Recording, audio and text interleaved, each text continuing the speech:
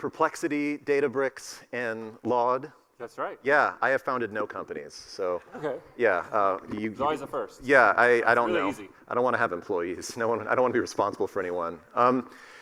The thing that I wanted to get off with you first is, we're living in the era where AI researchers seem to be the most valuable currency. These people are so highly prized.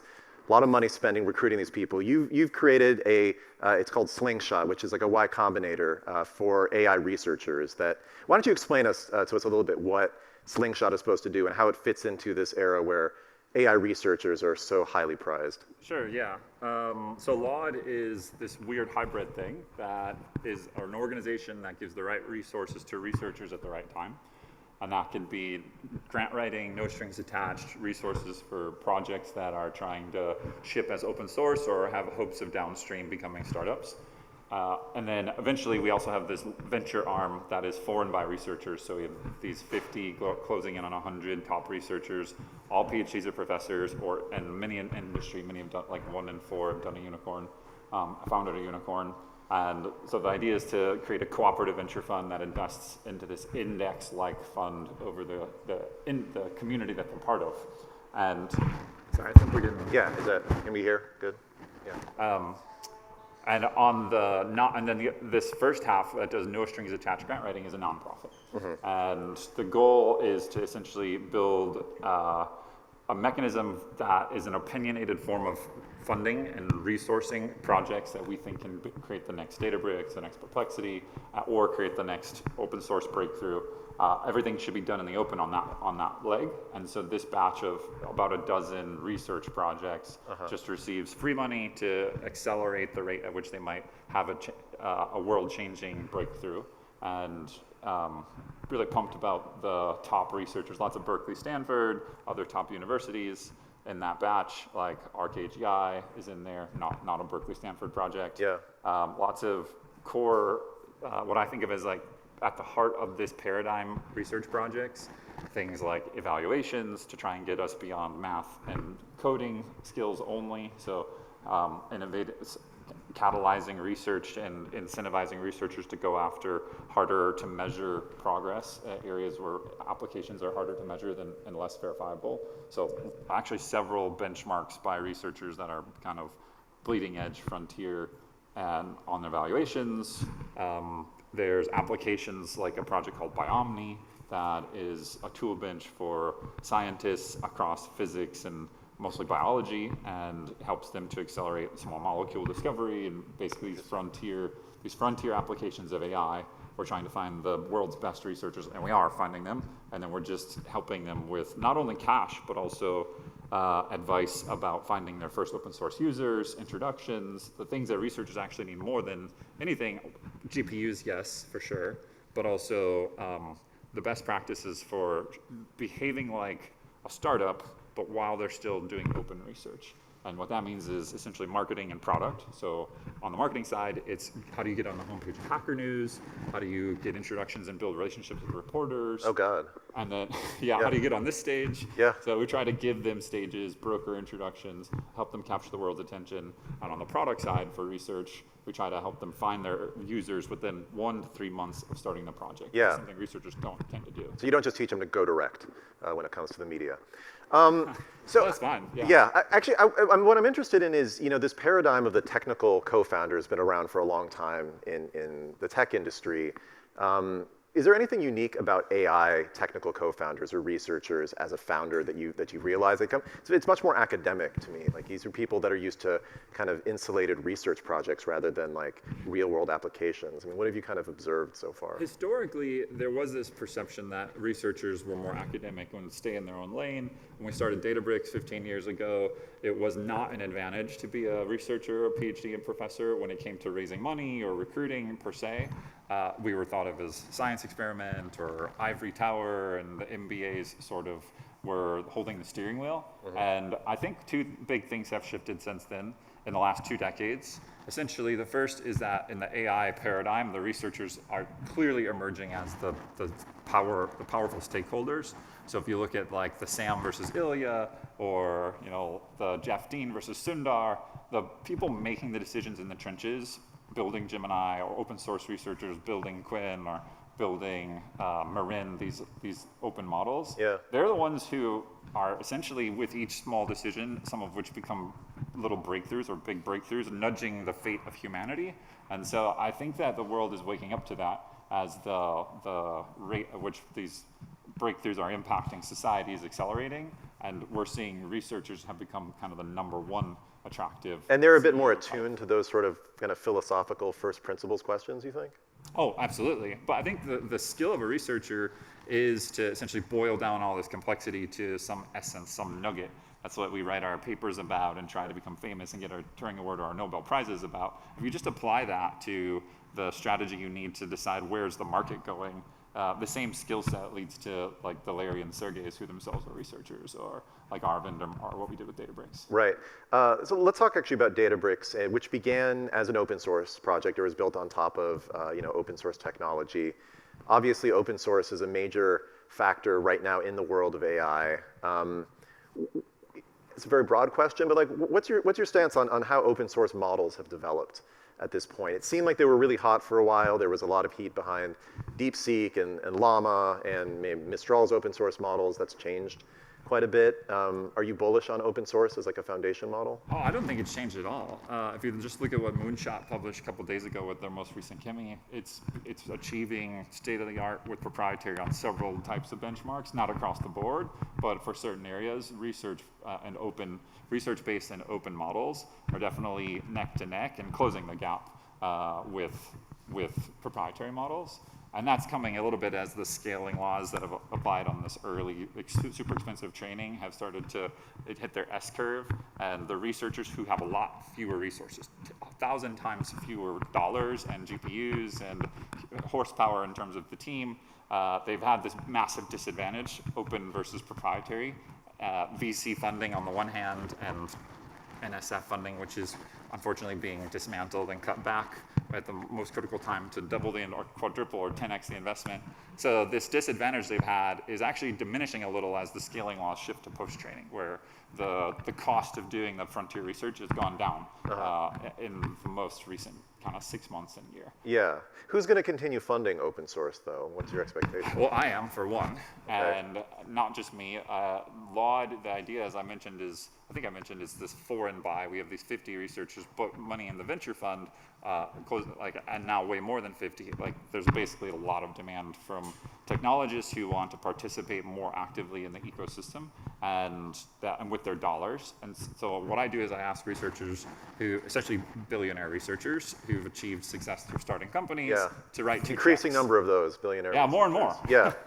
And I ask them to write a check into the venture fund, write a check into the nonprofit, and then we fund the research happening in the open, and we spin companies out, or we want the community of open research to spin companies out, like Databricks spun out of Berkeley, that sort of stuff. Yeah. What is your impression of the foundation model companies investing in open source themselves? I mean, OpenAI did release an open weights model. I'm trying to even think. I don't think Anthropic's done anything open significant source there. is. Does it matter to them? What? Does it matter to them, you think, the foundation model companies, the frontier labs? I think deep down they know that it matters. Historically in the United States, we've been the place that the world's brightest minds come to, especially after World War II. We established a deep precedent where the Einsteins come here because this is the hot seat of innovation. And the most exciting part is going to conferences which have been organized to bring together the world's greatest minds, but they do it in their living rooms as well, and in boardrooms at companies. And the industry and the government that are geolocated with that hot seat has been the United States since we created the United States. In the last 4 months, 6 months, that has changed. Like, for the first time in the history of the United States is no longer the #1 at the frontier research area in the open. China is. It's Beijing right now. They're beating us on three really important dimensions that I think of as open. They're publishing more, which is actually the most important one. So the world's brightest minds, already the world's best Chinese nationals, many of them are opting to stay in Beijing instead of come here and build their company on American soils. And they're publishing about it. They're writing interesting blog posts. If you talk to PhD students at Berkeley and Stanford in AI right now, they'll tell you that they've read twice as many interesting AI ideas in the last year that were from Chinese companies than American companies. So publication is one. open weight models, Llama and GPT-OSS, we're losing the battle. Llama's essentially done for. And you really believe that? They're not going to continue to invest in it? Oh, I mean, I don't know. I can't say whether I think they will or not. The incentives are a little weird. Yeah.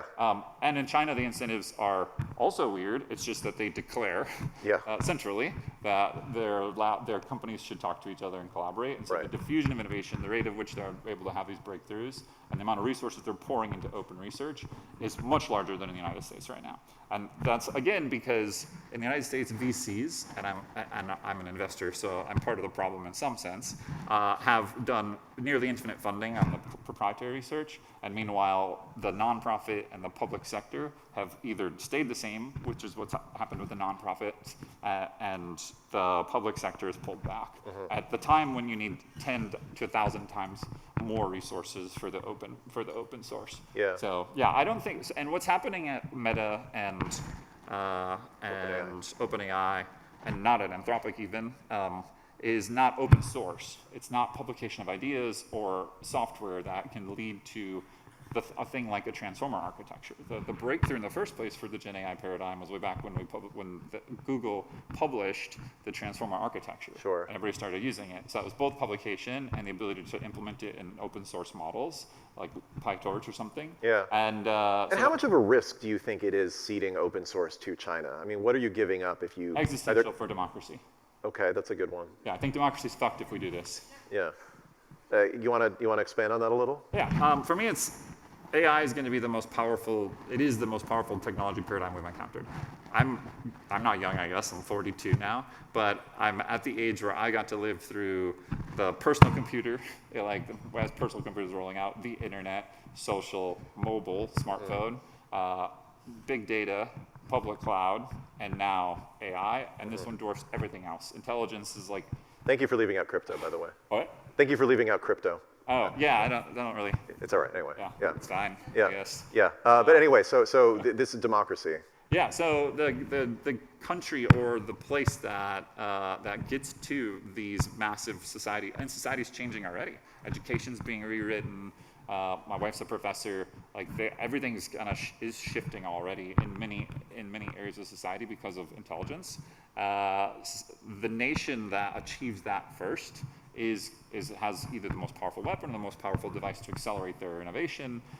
A century of scientific progress in a decade. That's something else we're doing at Laude. We're kind of incentivizing researchers to work on these societal projects, fixing civic discourse, fixing healthcare. These are things researchers are actively working on having a massive impact in the next 5 years using AI. So the first nation that makes the next transformer architectural level breakthrough will have the advantage. And I believe you work backwards from that hot seat of innovation, the diffusion of scientists talking to scientists that we always have had in the United States. It's dried up.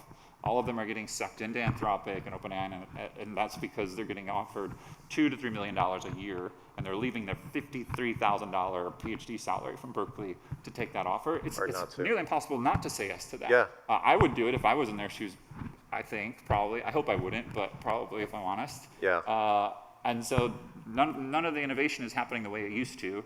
We're eating our corn seed. The fountain is drying up. Yeah. And fast forward 5 years, the big labs are going to lose too. Yeah. So we have to do something. OpenAI and these guys, we all need to do it together. We need to make sure the United States stays #1 in open.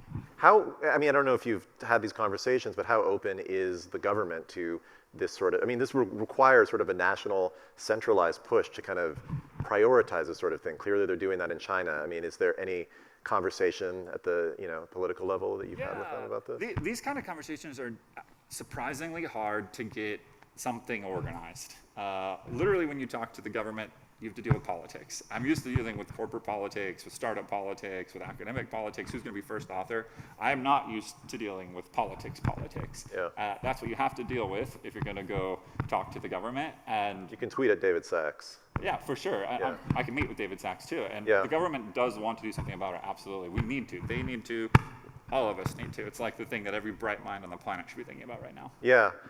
We have just maybe one more question here. On the frontier level, thinking about the advances that models have been able to make over the last couple of years, is there anything that you have been excited by or concerned by when it comes to the ability for these frontier level models to continue making performance improvements? Yeah, one of the Slingshot projects is called Biomni. I think I mentioned it. So the applications of AI for scientific discovery. Can we discover small molecules? That could ultimately lead to drug discovery. That'd be a really interesting application I see going relatively soon. Anything that's adjacent to coding. Coding, obviously, we're making massive progress on.